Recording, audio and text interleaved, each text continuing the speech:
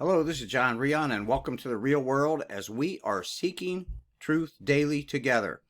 And before we get started on this, I want to congratulate you for actually clicking on a video that's over an hour and 15 minutes long, because you're going to learn more in this video, in my honest, humble opinion, than you would in 4 years of political science. So we're going to take a look at what political science is before we get into the fullness of this video, so we have a clear understanding what I mean by that, because I don't want to get censored for false information.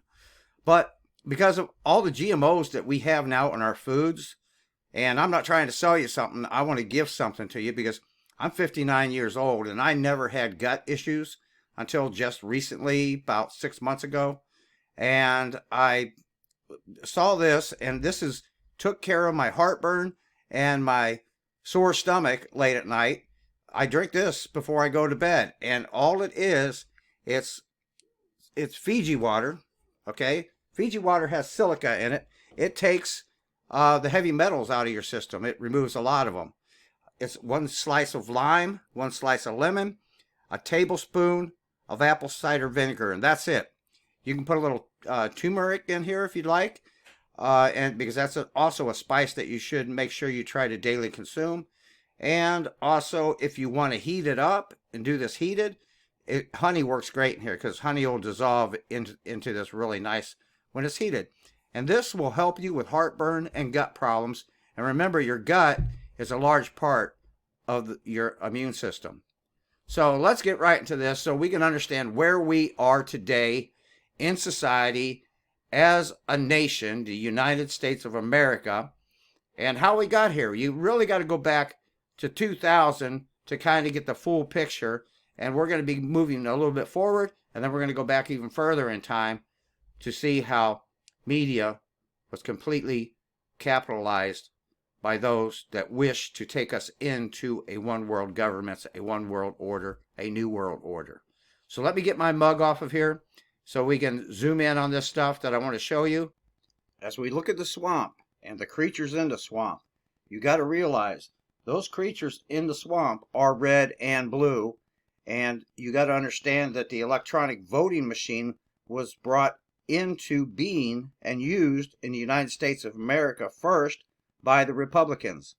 And of course, as time moves forward, you see how the electronic voting machines were used.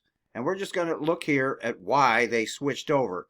Because back when I voted the first time, it was a hole punch card.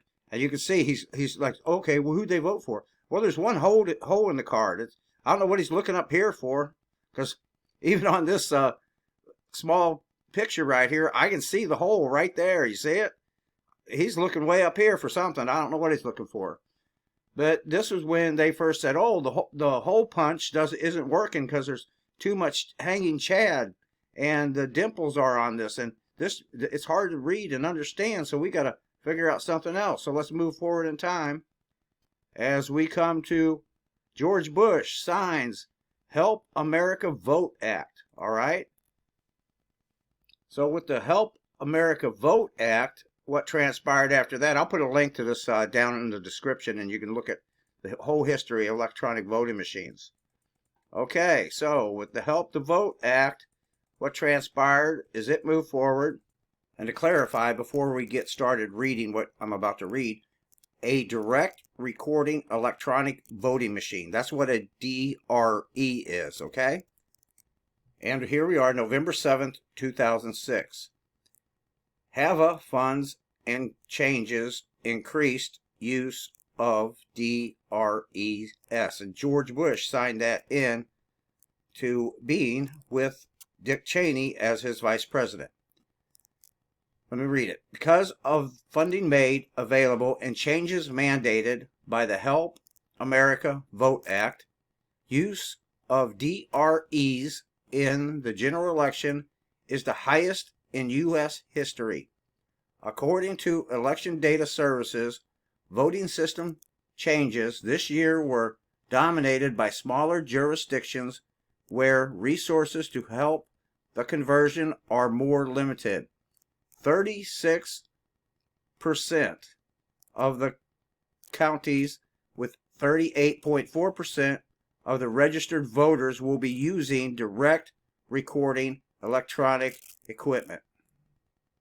And down here we read almost 55 million, or 1/3 of the nation's voters, will face new voting equipment in 2006. And friends, I say we definitely need to go back to the punch hole card, because that was so easy to tell who voted for who. And, you know, we got to keep the mail-in ballots to a minimum. So then, of course, we had the face-off in 2008 between Obama and McCain. And Obama was to win because it cost a lot of money to change from one Republican to Democrat. They like to switch it back and forth, because they like to spend the United States taxpayers' money as wastefully as possible.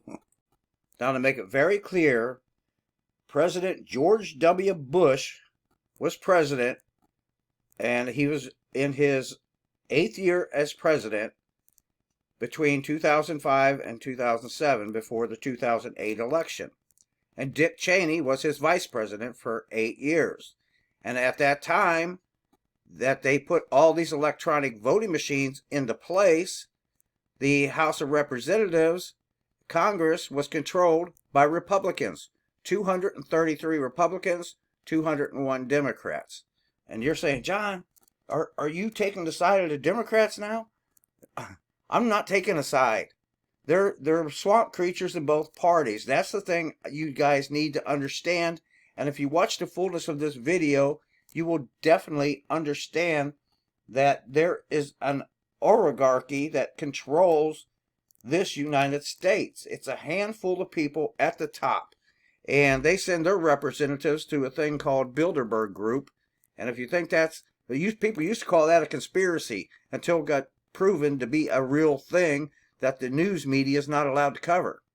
In regards to what I said about political science earlier, political science is the study of politics and power from domestic, international, and comparative perspectives.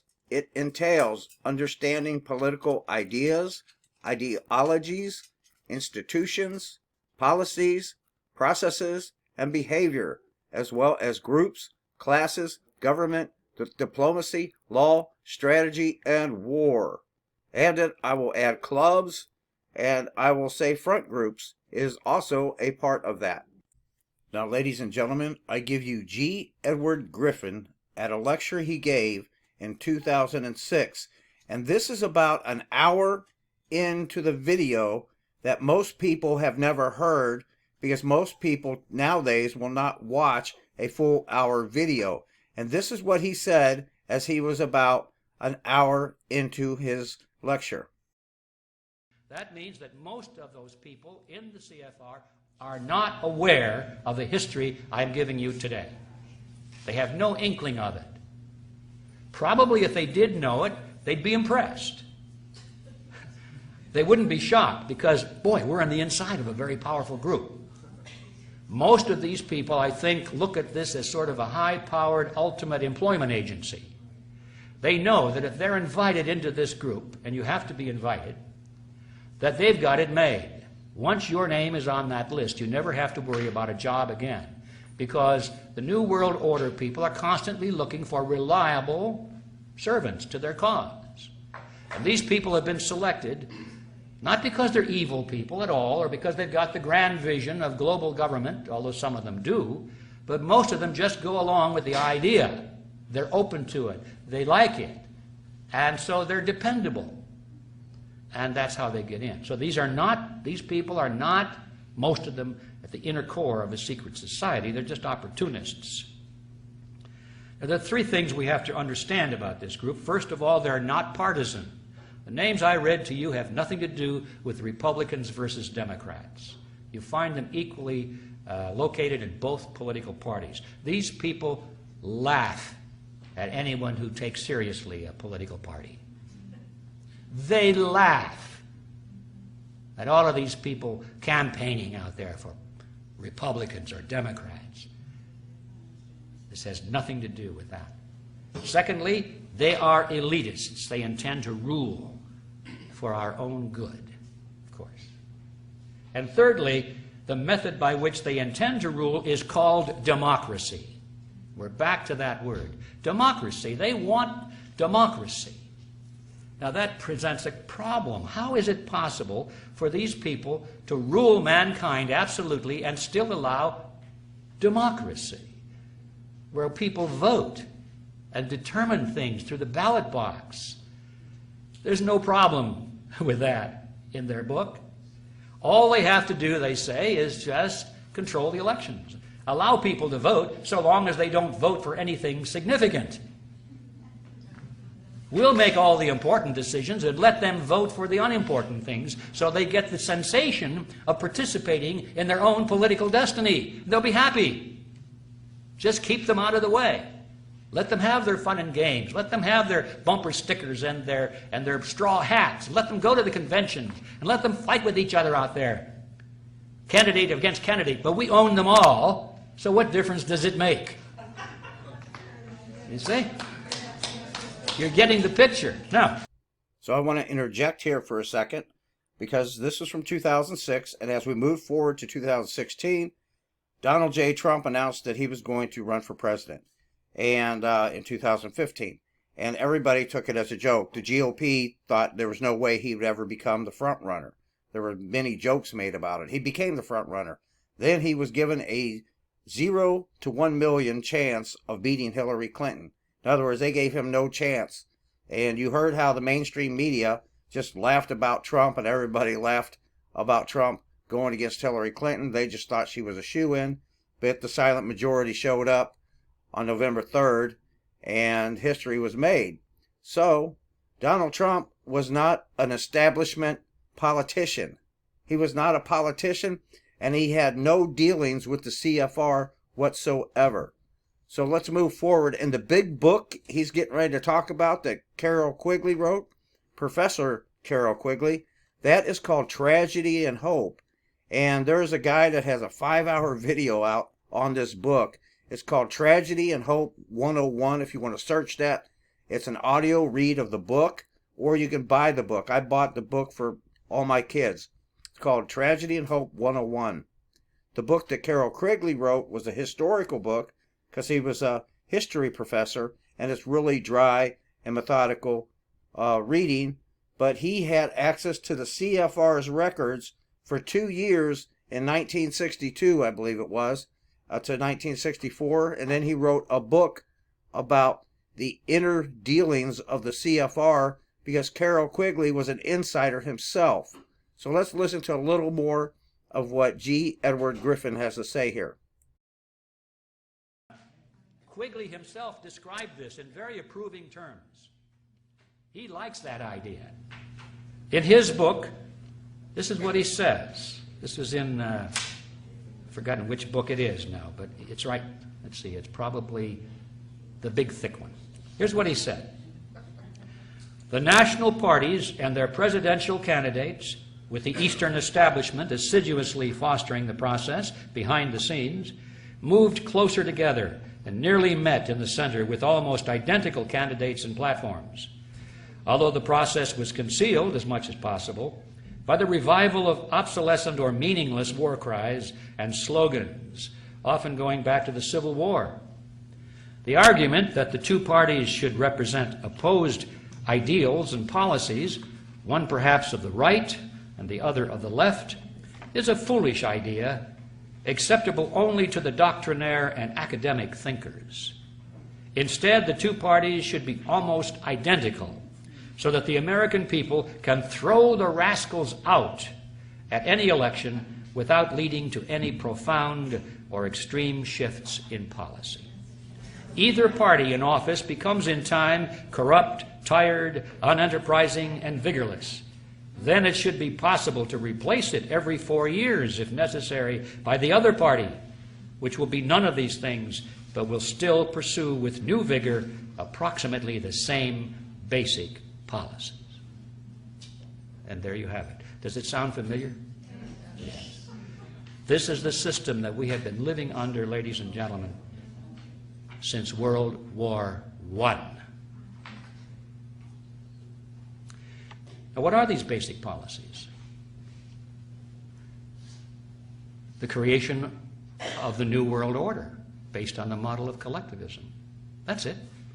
Everything else is secondary. You can have fiscal responsibility, you can have wars, no wars, as long as you're moving constantly in that same direction. That's the same basic policy that they demand from all candidates and the two major political parties. It's hard to put that into focus because we slept through a lot of this. I did. I didn't even know it was going on for most of my life. So I look back in history and I could see it clearly now that I understand the template. And the good place to start was with the Panama Canal. We gave it away, didn't we? Did the American people want that? No. Republicans didn't want it. Democrats didn't want it. The voters didn't. But both parties united and gave away the Panama Canal because that was the goal of the CFR. Republicans call for war in the Middle East, and they advocate that we give more power to the UN. The Democrats call for peace in the Middle East and advocate that we give more power to the UN.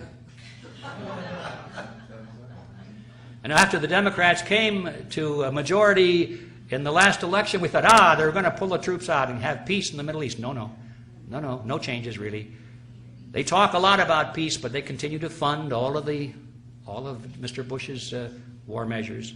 They complain a lot, they grumble, they give speeches, but when it comes to the vote, they continue the same policies because that is what the goal is of the Council on Foreign Relations. Republicans promote legislation to restrict rights in the name of anti-terrorism and national security. The Democrats give speeches of deep concern about that and then vote for those laws. The electorate doesn't want that. Republicans or Democrats, voters, they don't want that, but that is the goal of the Council on Foreign Relations. As a matter of fact, almost all of this legislation was written by members of the Council on Foreign Relations long before 9/11. They were just waiting for an excuse to put it into effect. Democrats promote legislation to restrict freedom in the name of stopping global warming. Republicans object and say that's not based on scientific fact, and then they vote for those laws. The electorate doesn't want that. Republicans or Democrats, they don't want that, but that is the goal of the Council on Foreign Relations. Republicans advocate laws that will restrict your freedom of speech because it might be seditious and damage national security. Democrats don't like that. They think that's terrible. So what's their answer? They promote legislation to restrict your speech because it might be hate speech. But both of them agree on the right to restrict your speech if they want to do so, because that is the goal of the Council on Foreign Relations. The American people don't want that. Republicans give speeches on the danger of illegal immigration. Don't do anything about it, but they give good speeches on it. The Democrats give speeches about compassion, but then they both unite in merging the United States with Canada and Mexico so that the issue of immigration becomes a non-issue. The American people don't want that. The Mexican people don't want that. The Canadian people don't want that, but that is the goal of the CFR. Republican leaders who run corporations that build election or electronic voting machines steal elections using software, using machines that not only are capable of being hacked, but ladies and gentlemen, they were designed to be hacked. And the Democrats so far who have lost these elections, they don't do anything about it, you've noticed. They just say, oh golly, I wonder if the election was stolen. Did Mr. Bush really win that election? And Mr. Kerry and Mr. Gore don't really do anything about it. They actually block any serious groundswell of opposition to it. Now that the new elections are on hand, we find that the rigging of the elections are being used to promote certain Democrats. You see, this has nothing to do with Democrats versus Republicans. This has to do with the Quigley formula. Rigged elections is the ultimate form of the Quigley formula, giving people the illusion that they participated in their own political destiny because, by golly, they went to the polls and they touched the screen and the light went on and they got their little sticker that says, "I voted." And they have no idea what went on inside that machine when the numbers were counted. Or they get a piece of paper and they put it through a scanner. So, I got the piece of paper, see? And it goes into a scanner. They have no idea what goes on inside that scanner and how the numbers come out. That is the ultimate embodiment of the Quigley formula.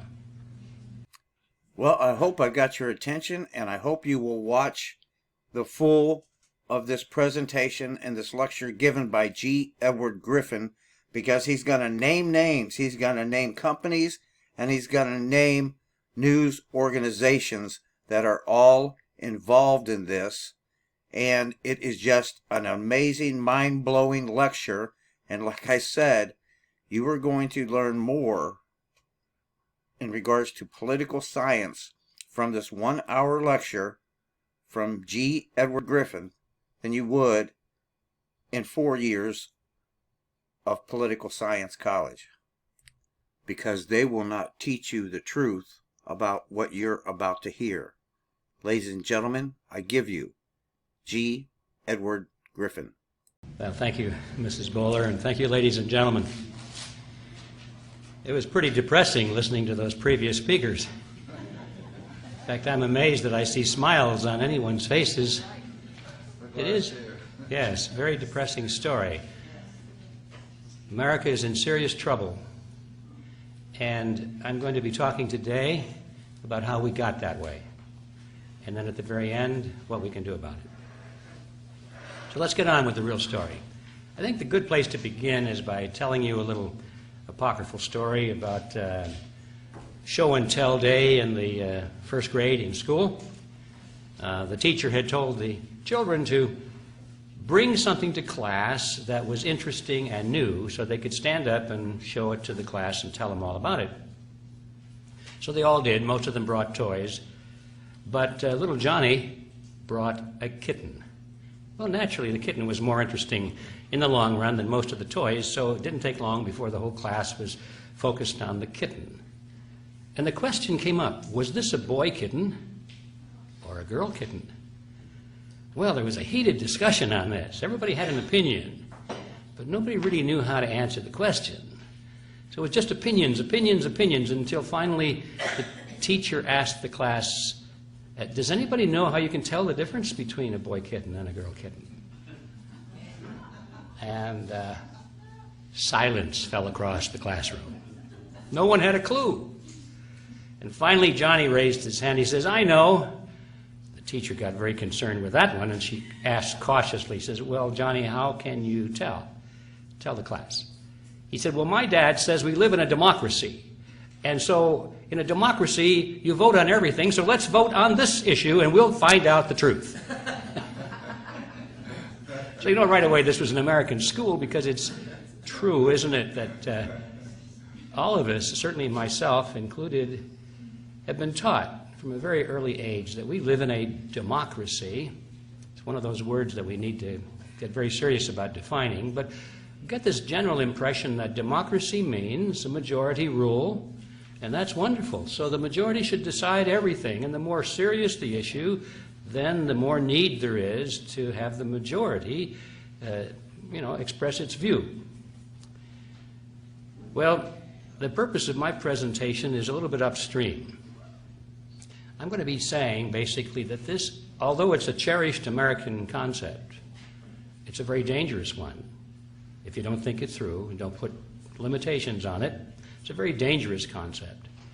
And as a matter of fact, it is the concept that is being used against the American people and people all over the world to their own detriment, to put them, in fact, into a condition of bondage.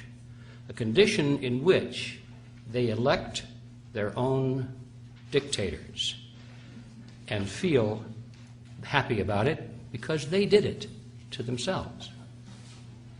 That's what I'm going to be talking about. Now, as you probably know, the title of this presentation is called the Quigley Formula. So let's take a look at that.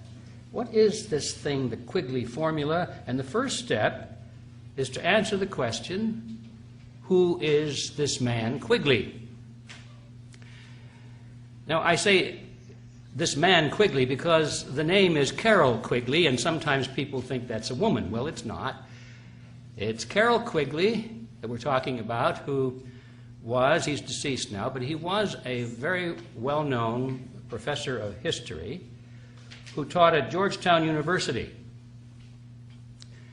And while he was there, he had a very famous student by the name of William Clinton. And Clinton studied under Quigley and became a favored student and spent some personal time with him and admired Quigley. 27 years later, when this student was given the nomination for President of the United States, in his acceptance speech, he mentioned Professor Carroll Quigley in his speech and paid homage to him. After he was elected President of the United States, he made at least 2 public appearances of which I'm aware, where again he mentioned Professor Carroll Quigley and thanked him for the influence that this man had had on the political awareness and thinking of himself, President Clinton. So there was no question about it that Quigley was Clinton's mentor. Now, why is this significant? It's significant because Professor Quigley taught the conspiratorial view of history as explained by the conspirators themselves. Quigley was very close to a secret society. In fact, he had been invited, he said in his own works, he had been invited into its inner circle and given the privilege of examining the society's private papers. He was considered to be the official historian of this secret society, and he admired it. He thought it was wonderful. He felt privileged to be close to it and to its documents. And he wrote a couple of books about this, as a matter of fact. And he said the only point of disagreement that he had with this secret organization was that it wished to remain hidden from view. He felt that by now, with all these years of success and movement, it was time to come forward and to boast about what it had accomplished and to proclaim openly what its goals were. So Quigley was the historian of a secret society. Now, that means, therefore, that when President Clinton gave homage to Professor Quigley, his comments had 2 meanings. To the average person who did not know who Quigley was or what position he held or what he had written about, they thought, oh, well, isn't that nice? Here's Bill Clinton giving homage to some nice old professor that had an influence on his collegiate days. How nice. But to those who knew who Quigley was and what his position was and what he wrote about and what he advocated, and we'll be talking a lot about that today, then they understood there was another message, a hidden message. Clinton was saying he knew about this conspiracy, and he was now in its service. That was a signal to everyone around the world who understood what the real meaning was. They knew that Clinton now was in the service of this secret society that we'll be talking about today. Now, I've mentioned the word conspiracy before. I'll probably be using it again several times today, and that causes some concern for a lot of people because it's kind of a knee-jerk reaction for people to say, oh, you believe in conspiracy? What are you, a conspiracy theorist of some kind? Well, I'm certainly not a conspiracy theorist. When people take that position, I have to laugh because I feel sorry for them. They've obviously never read a history book. Because anyone who knows anything about history knows that it's built on conspiracies from one end to the other. Conspiracy is the engine of history. Every major event in history, when you examine it, has come to pass largely as a result of at least one, and in many cases, many conspiracies. And it goes on today. These people have never sat in a courtroom and listened to lawyers try men and corporations on the charge of conspiracies. Conspiracies in corporations, conspiracies in families, conspiracies from top to bottom. Conspiracies are a fact of life. And for anybody to say that conspiracies are absurd and that anyone who thinks that conspiracies are real is a conspiracy theorist has a real problem. I do not have this problem.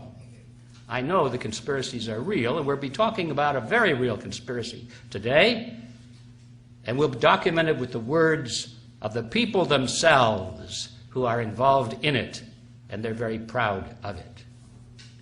So, but let's not drop the word with that. What is a conspiracy? The dictionary defines conspiracies generally as having three components. If you have these three components, then you're dealing with a conspiracy. First, it has to involve two or more people. Secondly, it has to use tactics that are either immoral or at least coercion. And thirdly, the objective of these tactics has to be illegal or immoral. All right, that's generally the definition of a conspiracy. So let's take a look before we get into the details of the conspiracy we'll be talking about today, and just look at the surface. First of all, will there be two or more people involved? And you bet there are many people involved. Certainly not the masses, but a lot more than two. So we can check that one off. The second part is, do they use deception or coercion? And yes, indeed, they boast about it, as a matter of fact, saying that the masses are so stupid that you have to fool them for their own good. And you have to pass laws to use coercion in order to force people to do what they want. So yes, you can check that one off. They do use deception and coercion. But now we come to the third issue. Is the objective illegal or immoral? Well, it's certainly not illegal in most cases, because we'll find out in a moment, as you folks already know, these are the people that make the laws. So what they're doing is entirely legal because they made it legal. They hold the powers of political power, legislative power, executive power, judicial power. And so what they're doing is not illegal. If they're going to merge, let's say, merge the United States, or let's say get rid of the United States and merge what is left of it with Mexico and Canada in a North American Union, for example, of just one of many things we could talk about, it will be done entirely legally. It will be done with no objection from Congress. The courts will uphold it. And they'll figure out all kinds of ways to justify it as a legal move. So it's not illegal in most cases, although sometimes they do resort to illegal measures, but that's very rare. That leaves finally the last issue. Is it immoral or unethical? Now, in the minds of these people, it is the highest morality. They think that their goal is the highest morality possible. They are working towards what they fondly call the New World Order. In their minds, that is the ultimate morality. And it's people like you and me who are the immoral ones, the idiots that think that national sovereignty has some kind of value in this modern world. We are the ones standing in the way of progress. We are the ones standing in the way of the happiness of mankind. We are the ones that are for all kinds of injustice. We are the ones that are immoral, you see. So in their minds, they're very moral in everything they do. And the end justifies the means. If they have to sacrifice individuals or minorities or large numbers of people to achieve this wonderful goal, it's an act of honor. It's an act of high ethics. So in their mind, they are not conspirators, because we fail to have all three of these elements. They are not conspirators in their mind. But now in the minds of the rest of us who have to live in this order that they are forcing upon us through coercion and deception, I think we have every reason to consider that the objective is unethical and is immoral and is disastrous to the American people and to people everywhere in the world. So I think for us to use the word conspiracy is entirely justified. Now, having gotten that out of the way, let's get down to the substance of what this conspiracy really is. Professor Quigley described this conspiracy in 2 books. One is called Tragedy and Hope, and the other is The Anglo-American Establishment. Tragedy and Hope in particular is a very thick book. They're both history books. They're written by a history professor. They're both pretty dry. They're hard to read. You get a lot of dull, factual information, names, dates, places, events, and so forth, and it's easy to go to sleep reading these books. But all of a sudden, you'll come across a paragraph or a sentence that'll just blow your socks off. And you'll go back and say, did he really say that? And indeed he did. Remember, he's the historian of this group. These books were not written for mass consumption. They were written primarily for academia and for people who were involved in this conspiracy at one level or another, who were curious to know about its origins, about its history, and about the extent of its operations in the world today. It was written for that very select group, and it was only accidental that people like myself and some others got hold of copies of it and began to talk about it, and the word got out, and first thing you know, a lot of people who weren't intended to read it started to read it and become alarmed about it, and so the publisher, which was Macmillan and Company, pulled it. They said, no, we're not going to reprint this book anymore. Professor Quigley himself, by the way, was very irate at that. He started a lawsuit, as a matter of fact, against Macmillan, but this is another story. There was at least one publisher in California that started to pirate the copies. He made a beautiful replica of it. You could hardly tell the difference between the original and this. He sold thousands and thousands of copies, and it was embarrassing for Macmillan to say, well, we've got to stop him from doing that, because they were at the same time saying there's no market for it. And so Macmillan finally relented and put the book back into print. Well, anyway, you can buy a copy of it today, either the pirated version, which I think is more valuable because it's more limited edition, or you can buy the original thing from Macmillan. That's another side issue. The important question here is, what did these books say? I'm going to give you an overview of my summary of it, and then I'm going to come back and give you excerpts from the books themselves to illustrate that my summary is accurate. Otherwise, you may wonder, Quigley didn't really say those things. But here's my summary so you can get the whole picture first, and then we'll look at the details. Quigley said that at the end of the 19th century, a secret society was formed in England by Cecil Rhodes. Now, as many people know, Cecil Rhodes was one of the wealthiest men of history, of all time. He was the Chancellor of South Africa. He had acquired possession of almost all of the gold mines and diamond mines in South Africa, and had used this tremendous access to the natural resources of that country primarily for his own personal use. Very wealthy person. What we don't know generally is how he used that money. Most people think that, well, it probably went to his heirs. It did not. Cecil Rhodes created 7 wills and very specifically instructed his executors of how to dispose of and use this great wealth. And he said it should be used for the purpose of creating a secret society. And that's how it was, and still is, by the way, being used. Now, one of the wills created the Rhodes Scholarship. We all heard about that. And the general impression there is that, isn't it wonderful that this man Rhodes set aside a big chunk of money for the education of worthy young men and women? Well, that's kind of a surface view. He did set aside a big chunk of money for the education of worthy young men and women, but the definition of worthy meant that they had to have a certain worldview.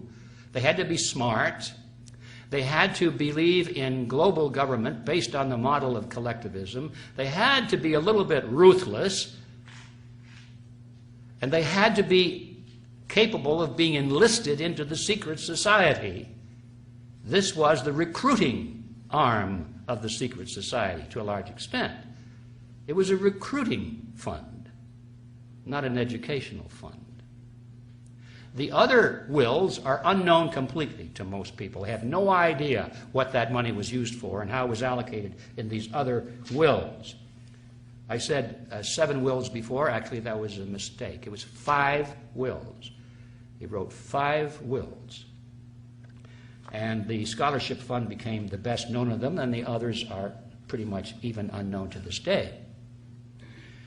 This secret society exists today, continues to exist, and has been a major historical force since World War I.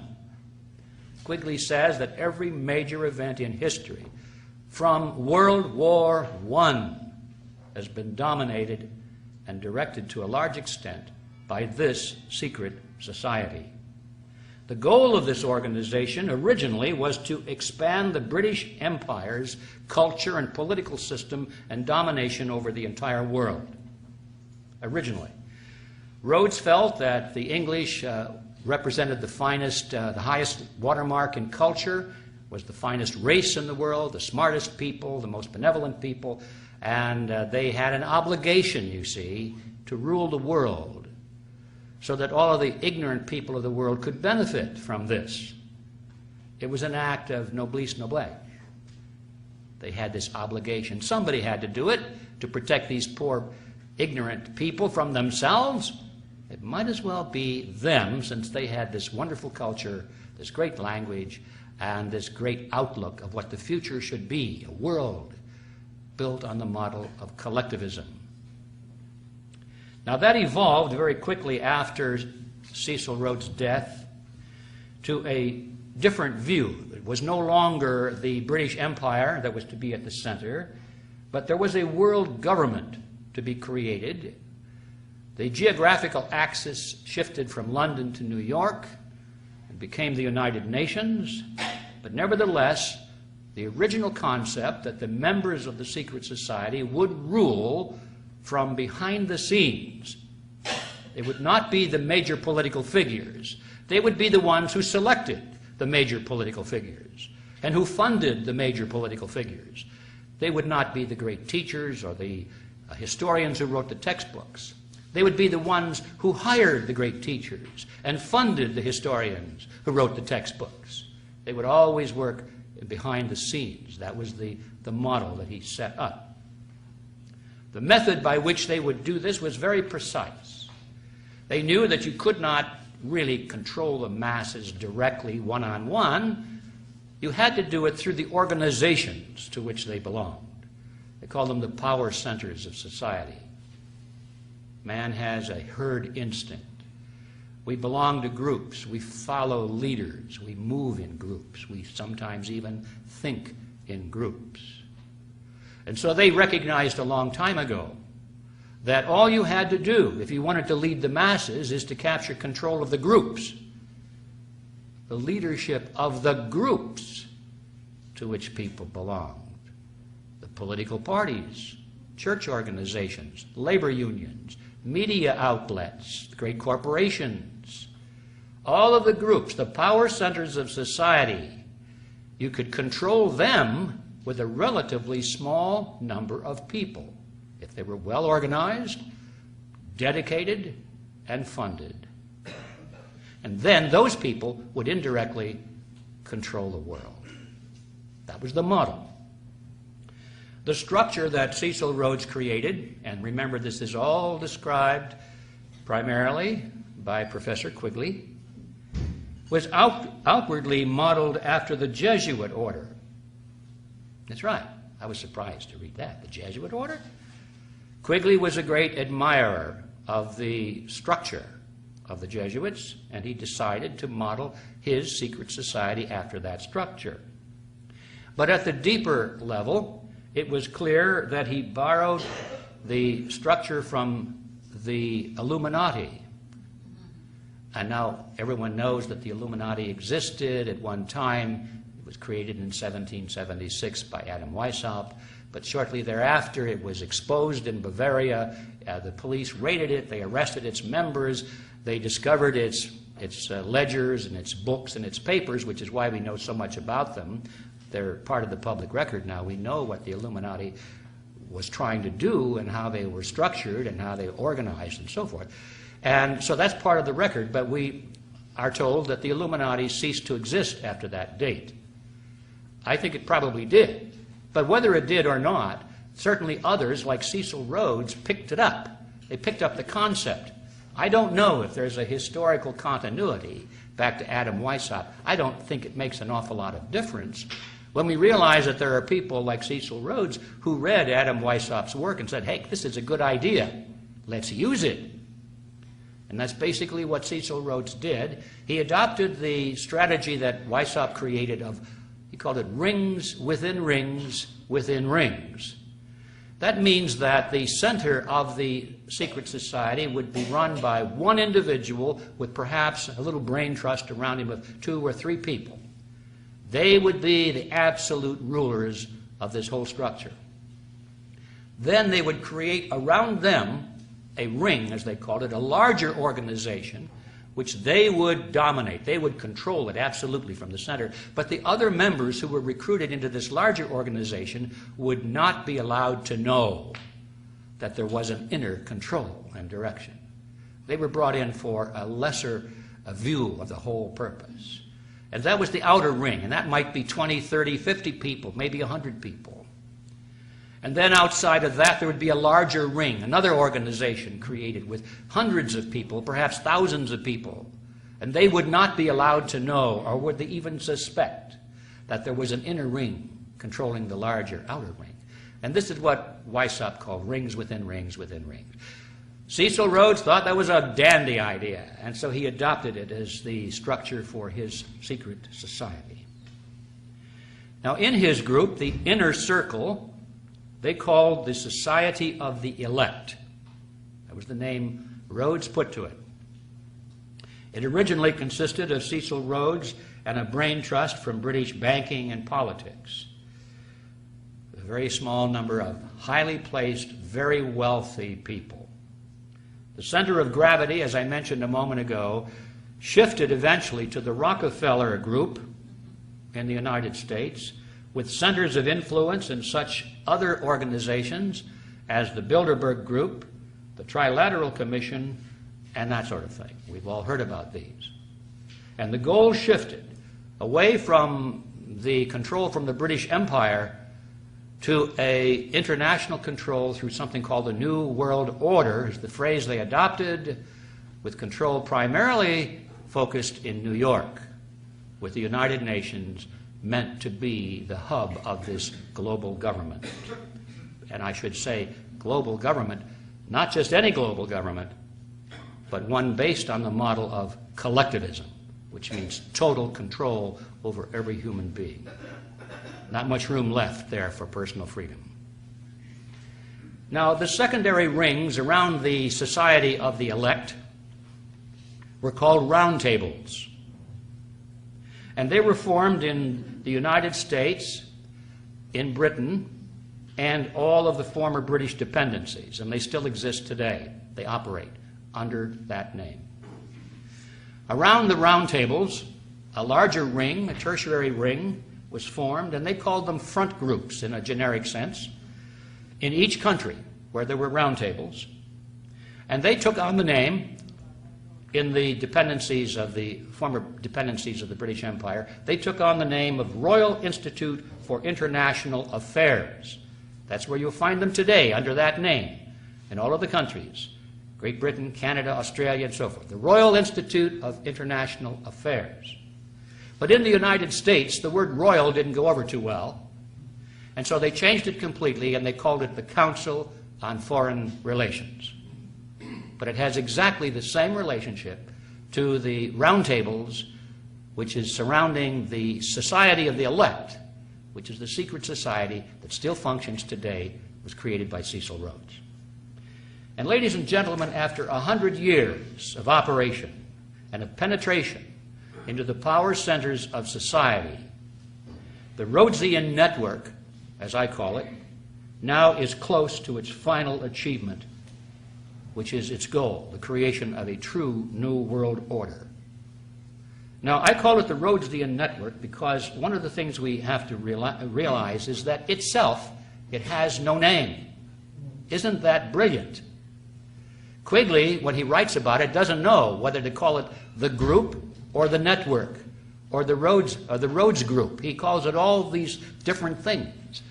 And you see, they carefully and consciously decided not to have an official name. Well, if you don't have a name, it's pretty hard to talk about a structure like that. So that was one of the very smart moves they made. Did not have an official name. I have given it a name, so I can talk about it. I call it the Rhodesian group or the Rhodesian network, the Rhodesians. I hope it sticks, because that's exactly what they are. Now, I said that this group is dominant now, is coming close to fruition of its ultimate goal in the Western world. I very carefully said the Western world because I wanted to differentiate between what's going on in the Western world and what's going on in the rest of the world. We tend to think, as we look at this group, that this is the totality of our problem in the world today, and it is not. There is at least one other group very similar to the Rhodesians.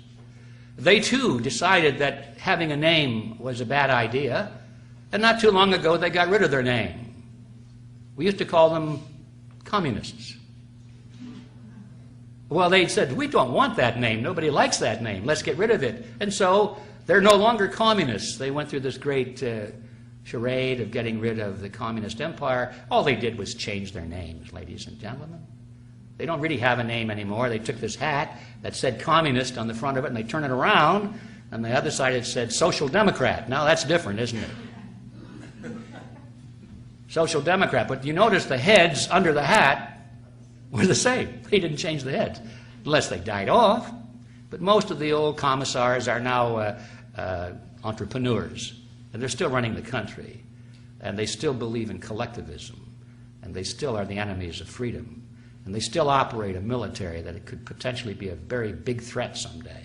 They still operate a secret service. The former KGB has changed its name, but it's bigger and more powerful than ever before, and they're still dominant in a huge part of the world.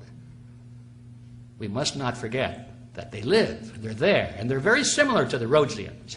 As a matter of fact, their ultimate goal of world government based on the model of collectivism is exactly the same. There is no difference between the ultimate goals of these two groups. The only difference is that they compete with each other for dominance in this new world order. They'll fight tooth and nail for territory and dominance and control, but their goal is exactly the same. And I just want to footnote that into my comments today because it's extremely important that we don't think that just because we have this problem with the Rhodesians, that anybody out there who condemns the Rhodesians for their faults are good guys. I mean, we don't want to run to the Leninists now and say, well, because they're opposed to the Rhodesians, the Leninists have got to be good. No. It's going from, pot into the fire, frying pan into the fire. They're both exactly the same. All right. Now, that is my summary of what Quigley said and others. Let's go now to the actual documents and see if perhaps I distorted or exaggerated in some way. Let's go to Tragedy and Hope, Quigley's mammoth book. And this is what he said. He said, I know of the operation of this network because I have studied it for 20 years and was permitted for 2 years during the 1960s to examine its papers and secret records. I have no aversion to it or to most of its aims and have for much of my life been close to it and to many of its instruments. In general, my chief difference of opinion is that it wishes to remain unknown. So there's Quigley's appraisal of the secret society, and he likes it a lot. In his other book, The Anglo-American Establishment, this is what he said.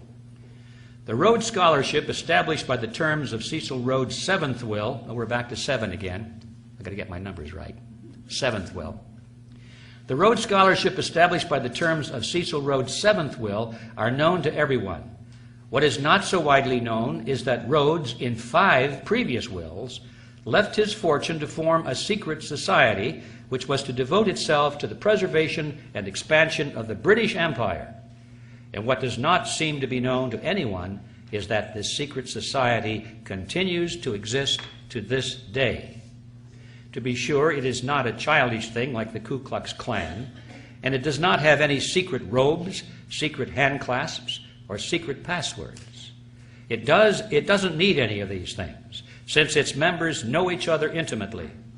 It probably has no oaths of secrecy, nor any formal procedure of initiation. It does, however, exist, and it holds secret meetings.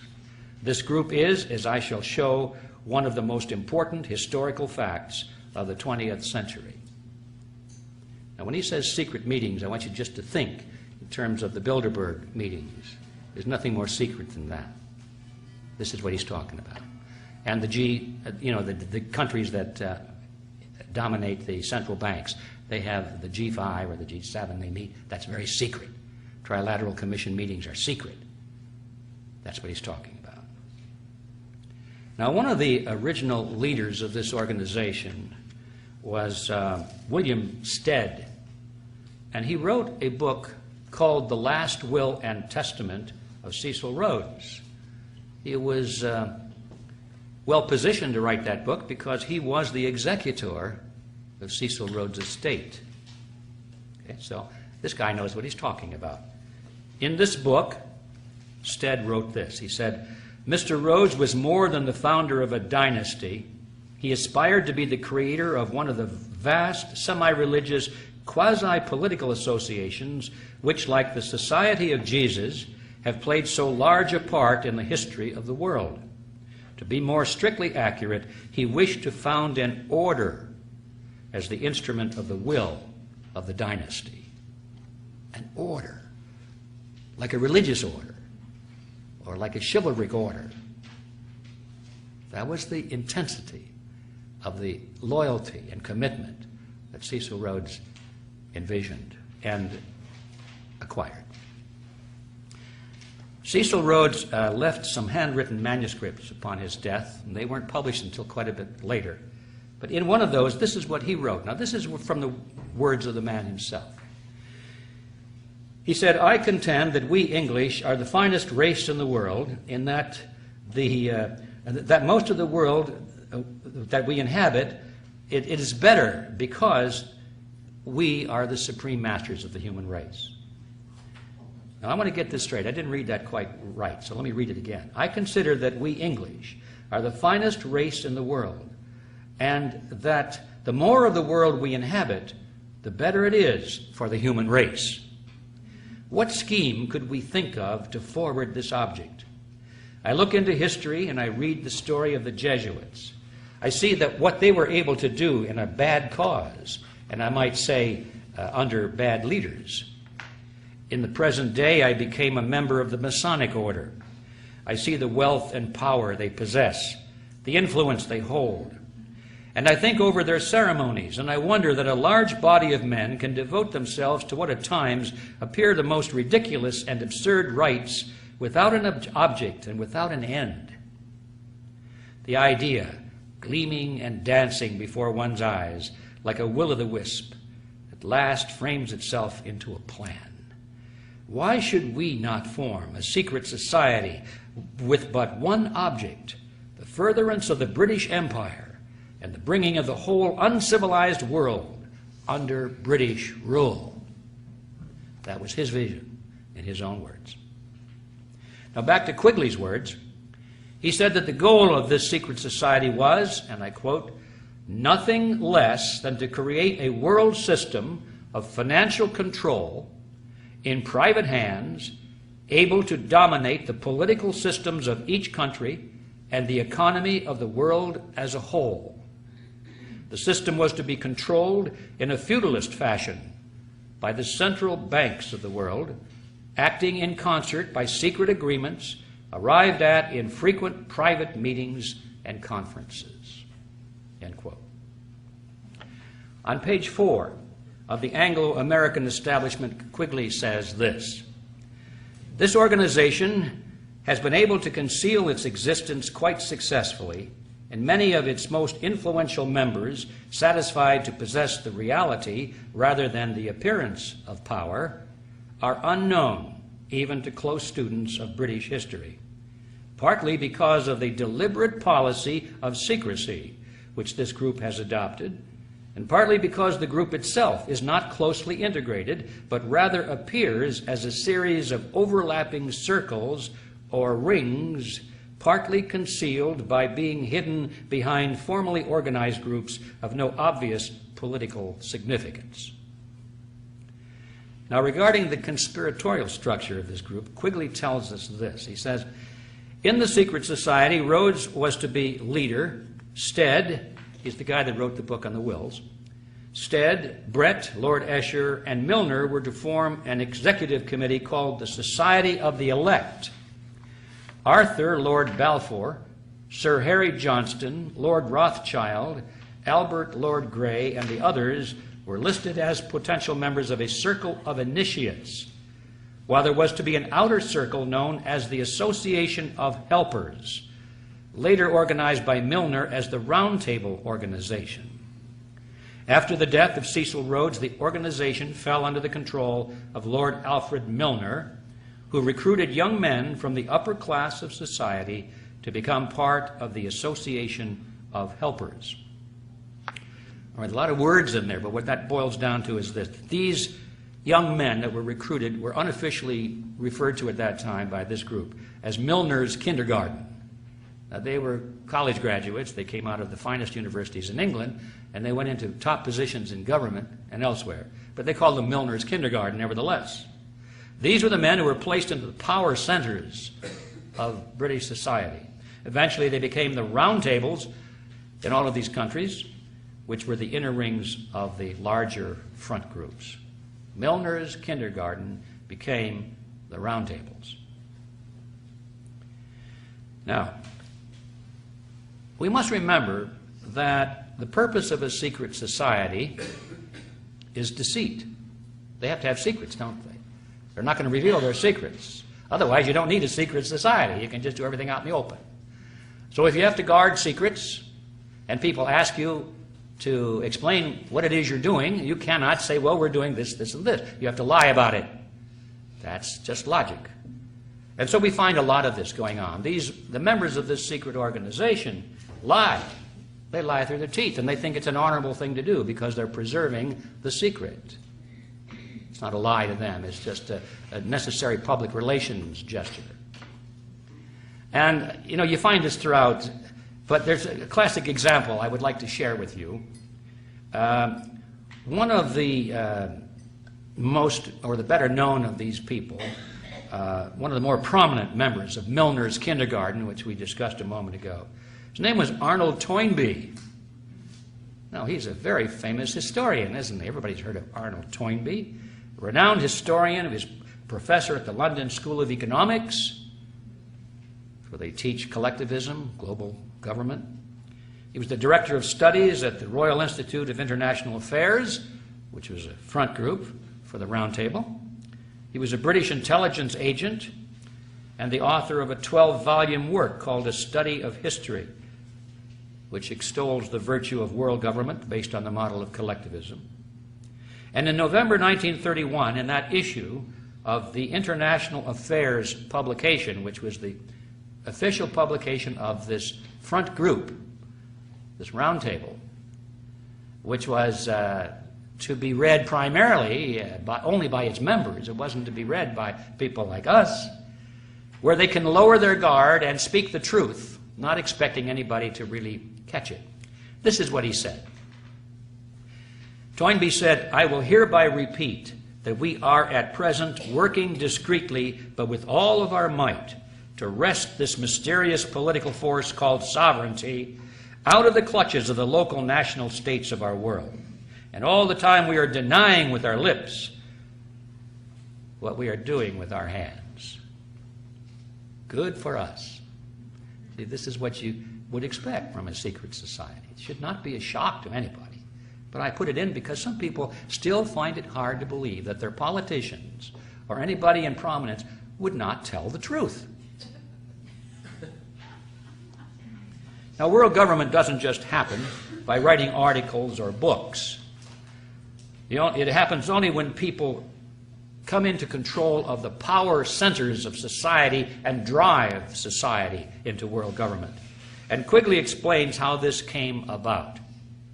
He said, and I quote, "Through Lord Milner's influence, these men were able to win influential posts in government, in international finance, and become the dominant influence in British imperial affairs and foreign affairs up to 1939. In 1909 through 1913, they organized semi-secret groups known as roundtable groups in the chief British dependencies and in the United States. These still function in 8 countries.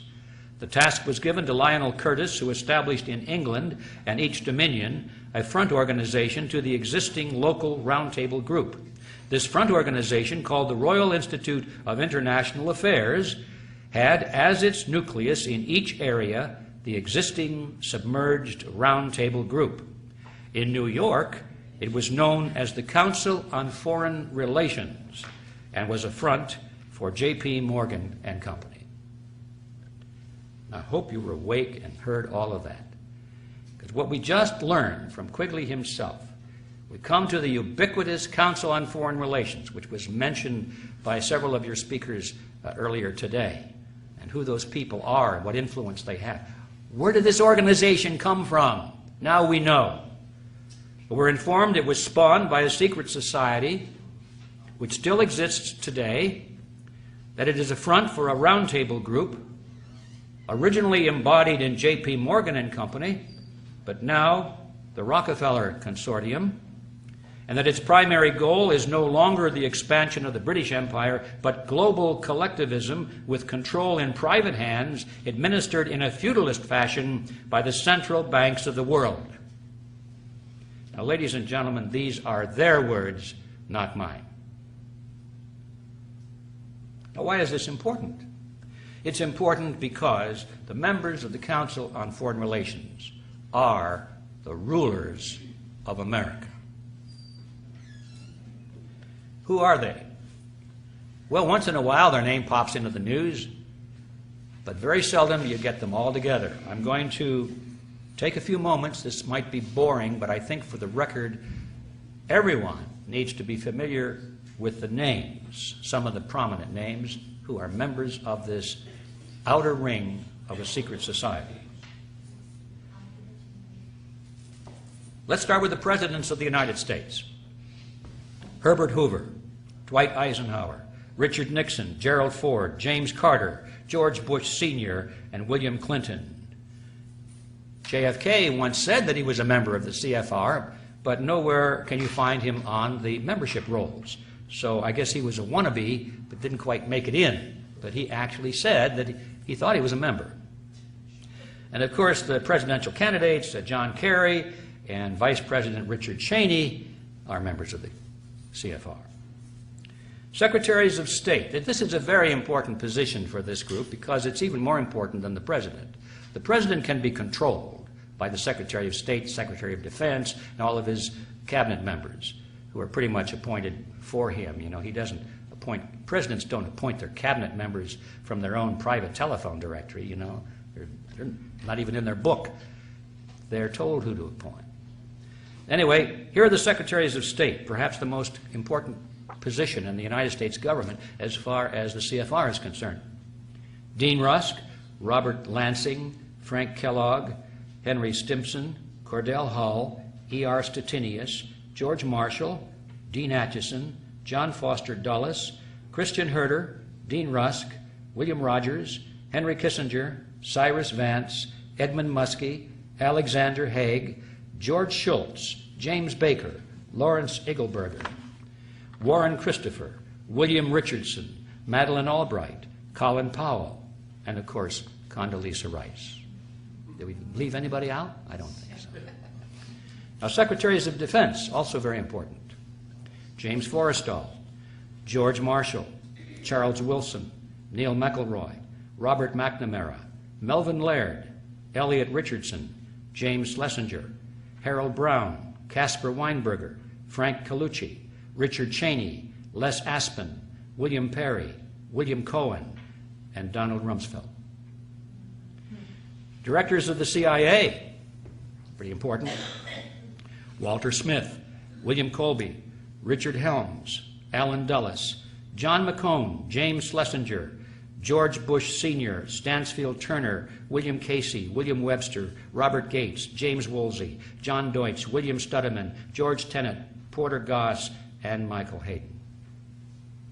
Now, some better-known corporations with CFR members at the board of directors or chief executive levels, where they dominate these huge corporations. It's quite a list. I had to trim this down, believe it or not. Here are just a few.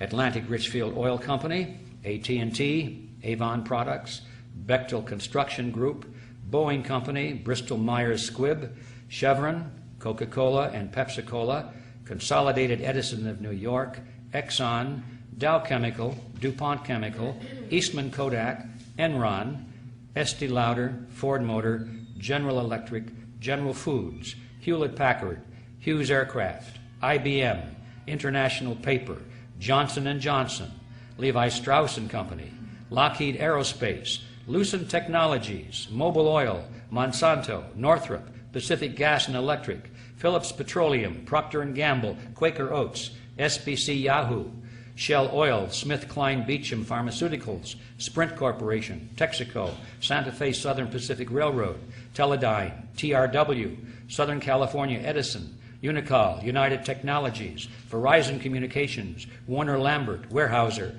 and Xerox, to mention just a few. Now, in the media, also very important in controlling the thinking processes of the American people. We find CFR members in the management and operational positions at the Army Times, Associated Press, Association of American Publishers, Barron's, Boston Globe, Business Week, Christian Science Monitor, Dallas Morning News, Detroit Free Press, Detroit News, USA Today, Wall Street Journal, Los Angeles Times, New York Post, San Diego Union Tribune, Times Mirror, Random House, W.W. Norton and Company, Warner Books, American Spectator, Atlantic, Harper's Farm Journal, Financial World, Insight, Washington Times, Medical Tribune, National Geographic, National Review, New Republic, New Yorker, Newsday, Newsmax, Newsweek, Pittsburgh Post-Gazette, Reader's Digest, Rolling Stone, Scientific American, Times Warner, Time, U.S. News and World Report, Washington Post, ABC, CBS, CNN, NBC, PBS, RCA, the Walt Disney Company, and, of course, Rupert Murdoch. Media personalities, the talking heads, include David Brinkley, Tom Brokaw, William Buckley, Peter Jennings, Bill Moyers, Dan Rather, Diane Sawyer, Barbara Walters, Katie Couric, and Andrea Mitchell, who was the wife of Alan Greenspan, former chairman of the Federal Reserve System. Of course, Alan is a member of the Council on Foreign Relations. Labor unions and with CFR members in key positions include AFL-CIO, United Steelworkers of America, United Auto Workers, American Federation of Teachers, Bricklayers and Allied Craft, Communication Workers of America, Union of Needle Trades, and Amalgamated Clothing and Textile Workers. All the big ones. In the tax-exempt foundations and think tanks, the number of CFR members in controlling positions is 443.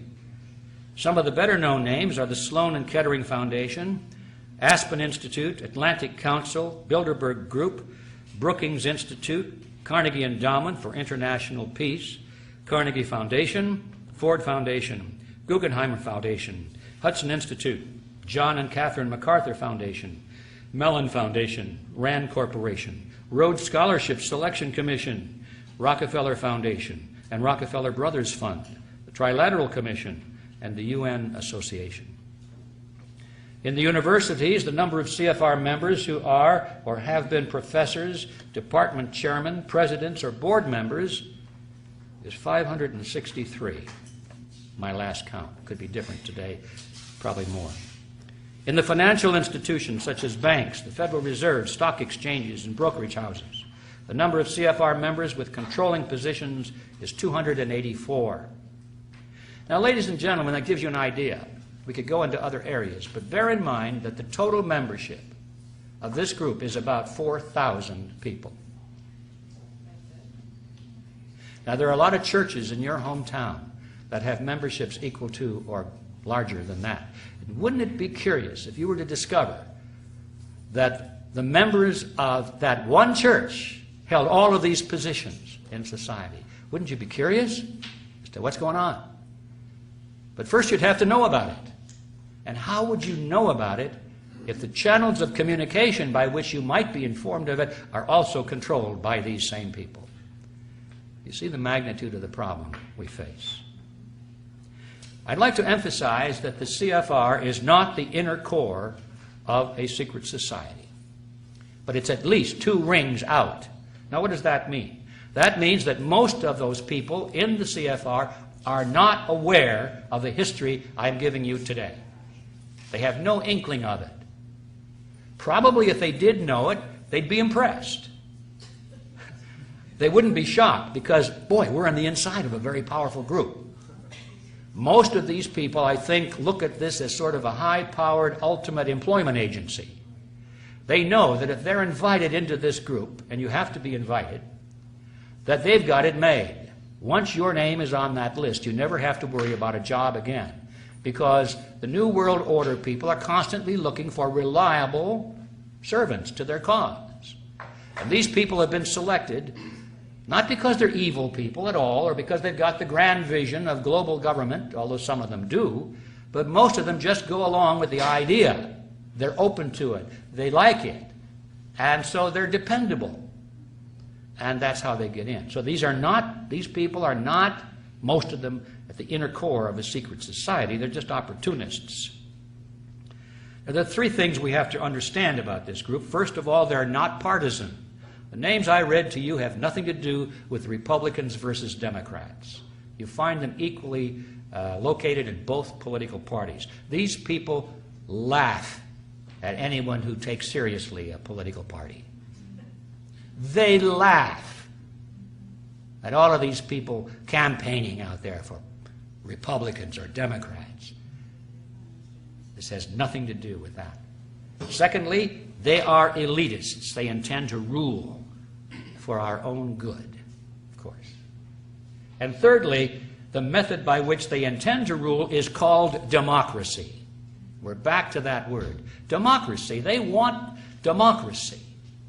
Now that presents a problem. How is it possible for these people to rule mankind absolutely and still allow democracy, where people vote and determine things through the ballot box?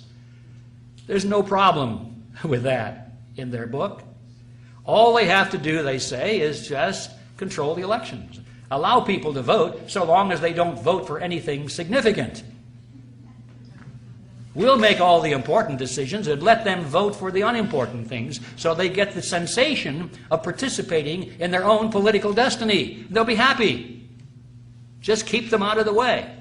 Let them have their fun and games. Let them have their bumper stickers and their straw hats. Let them go to the conventions and let them fight with each other out there. Candidate against candidate, but we own them all, so what difference does it make? You see? You're getting the picture. Now, Quigley himself described this in very approving terms. He likes that idea. In his book, this is what he says. This is in, I've forgotten which book it is now, but it's right. Let's see, it's probably the big thick one. Here's what he said. The national parties and their presidential candidates, with the Eastern establishment assiduously fostering the process behind the scenes, moved closer together and nearly met in the center with almost identical candidates and platforms. Although the process was concealed as much as possible by the revival of obsolescent or meaningless war cries and slogans, often going back to the Civil War. The argument that the 2 parties should represent opposed ideals and policies, one perhaps of the right and the other of the left, is a foolish idea, acceptable only to the doctrinaire and academic thinkers. Instead, the two parties should be almost identical, so that the American people can throw the rascals out at any election without leading to any profound or extreme shifts in policy. Either party in office becomes in time corrupt, tired, unenterprising, and vigorless. Then it should be possible to replace it every 4 years, if necessary, by the other party, which will be none of these things, but will still pursue with new vigor approximately the same basic policies. And there you have it. Does it sound familiar? Yes. This is the system that we have been living under, ladies and gentlemen, since World War I. Now, what are these basic policies? The creation of the New World Order based on the model of collectivism. That's it. Everything else is secondary. You can have fiscal responsibility, you can have wars, no wars, as long as you're moving constantly in that same direction. That's the same basic policy that they demand from all candidates and the two major political parties. It's hard to put that into focus because we slept through a lot of this. I did. I didn't even know it was going on for most of my life. So I look back in history and I could see it clearly now that I understand the template. And the good place to start was with the Panama Canal. We gave it away, didn't we? Did the American people want that? No. Republicans didn't want it. Democrats didn't want it. The voters didn't. But both parties united and gave away the Panama Canal because that was the goal of the CFR. Republicans call for war in the Middle East, and they advocate that we give more power to the UN. The Democrats call for peace in the Middle East and advocate that we give more power to the UN. And after the Democrats came to a majority in the last election, we thought, they're going to pull the troops out and have peace in the Middle East. No changes really. They talk a lot about peace, but they continue to fund all of Mr. Bush's war measures. They complain a lot, they grumble, they give speeches, but when it comes to the vote, they continue the same policies, because that is what the goal is of the Council on Foreign Relations. Republicans promote legislation to restrict rights in the name of anti-terrorism and national security. The Democrats give speeches of deep concern about that and then vote for those laws. The electorate doesn't want that. Republicans or Democrats, voters, they don't want that, but that is the goal of the Council on Foreign Relations. As a matter of fact, almost all of this legislation was written by members of the Council on Foreign Relations long before 9/11. They were just waiting for an excuse to put it into effect. Democrats promote legislation to restrict freedom in the name of stopping global warming. Republicans object and say that's not based on scientific fact, and then they vote for those laws. The electorate doesn't want that. Republicans or Democrats, they don't want that, but that is the goal of the Council on Foreign Relations. Republicans advocate laws that will restrict your freedom of speech because it might be seditious and damage national security. Democrats don't like that. They think that's terrible. So what's their answer? They promote legislation to restrict your speech because it might be hate speech. But both of them agree on the right to restrict your speech if they want to do so, because that is the goal of the Council on Foreign Relations. The American people don't want that. Republicans give speeches on the danger of illegal immigration. Don't do anything about it, but they give good speeches on it. The Democrats give speeches about compassion, but then they both unite in merging the United States with Canada and Mexico so that the issue of immigration becomes a non-issue. The American people don't want that. The Mexican people don't want that. The Canadian people don't want that, but that is the goal of the CFR. Republican leaders who run corporations that build election or electronic voting machines steal elections using software, using machines that not only are capable of being hacked, but, ladies and gentlemen, they were designed to be hacked. And the Democrats, so far, who have lost these elections, they don't do anything about it, you've noticed. They just say, oh, golly, I wonder if the election was stolen. Did Mr. Bush really win that election? And Mr. Kerry and Mr. Gore don't really do anything about it. They actually block any serious groundswell of opposition to it. Now that the new elections are on hand, we find that the rigging of the elections are being used to promote certain Democrats. You see, this has nothing to do with Democrats versus Republicans. This has to do with the Quigley formula. Rigged elections is the ultimate form of the Quigley formula, giving people the illusion that they participated in their own political destiny because, by golly, they went to the polls and they touched a screen and the light went on and they got their little sticker that says, I voted. And they have no idea what went on inside that machine when the numbers were counted. Or they get a piece of paper and they put it through a scanner. So, I got the piece of paper, see? And it goes into a scanner. They have no idea what goes on inside that scanner and how the numbers come out. That is the ultimate embodiment of the Quigley formula. What we're dealing with here is a phony wrestling match. I remember my grandmother used to watch these wrestling matches when TV was in its infancy. She'd sit there, smoke her cigarettes, and jump up and down and say, look at that guy, he's a bad guy, and he's going to beat up on this other guy. You know, they had the tights on. You could always tell the good guys from the bad guys because the bad guys had the masks and the tattoos. It's gotten even worse today, I know, but in those days it was good enough. My grandmother thought that was real. And it was about as phony as a $3 bill. Elections today, ladies and gentlemen, are about the same thing as a rigged wrestling match. They go through and put on a great show in the ring. But when it's all over, they meet in the locker room, put their arms around each other, say, boy, that was a good show you put on there. And they go out and have a beer. Americans have become like tennis balls in a tennis match. Wham! From one side to the other side. Republicans, no, we don't like the Republicans this year, so we vote Democrat. Now they're the good guys, right?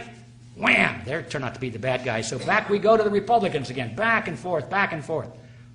And in this game, yeah, the players can sometimes win a game. But we, the tennis balls, never win anything. We've got to stop being tennis balls and realize what's really going on out there.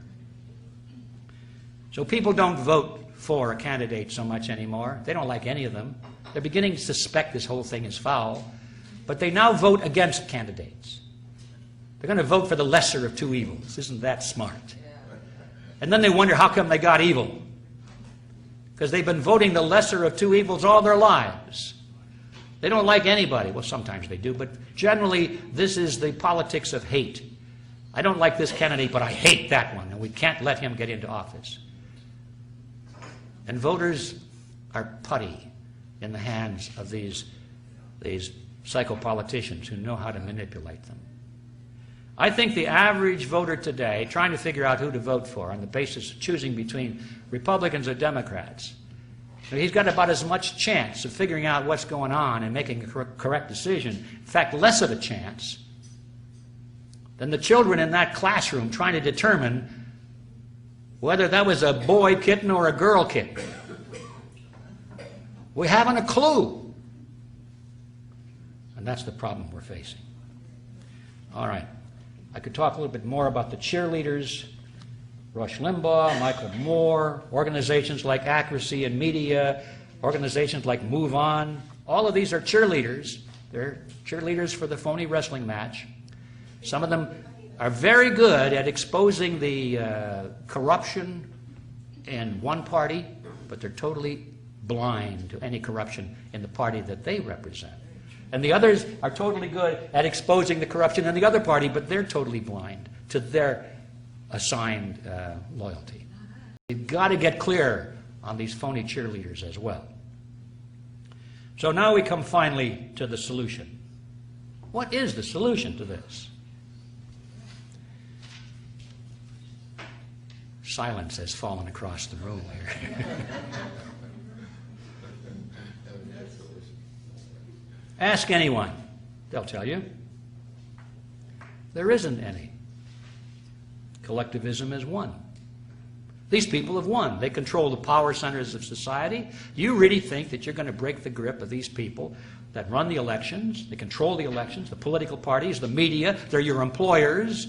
They run the military. They have the CIA. You think you're really going to break the grips of these people? Let's face reality. They've won. We've lost. Those who benefit from it are too happy with it. Those who serve it and are subject to it are afraid of it. They don't want to stand up for fear it might be bad for their reputation or business. They're not going to do anything. So it's over. Get used to it. But wait a minute. I just had an idea.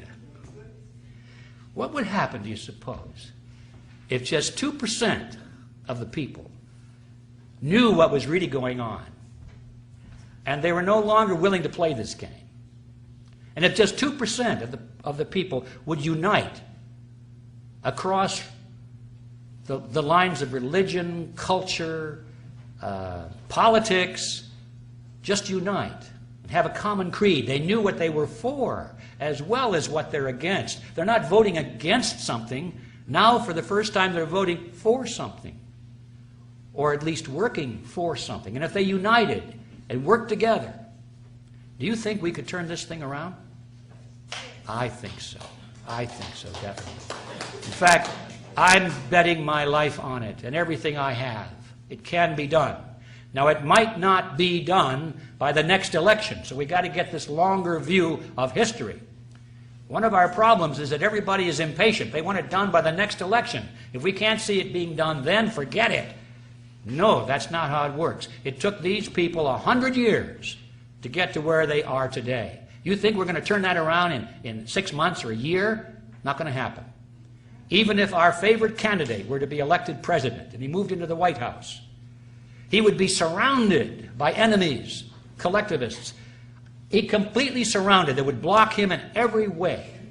In order for us to solve this problem, we have to send people into government at all levels, not just one candidate.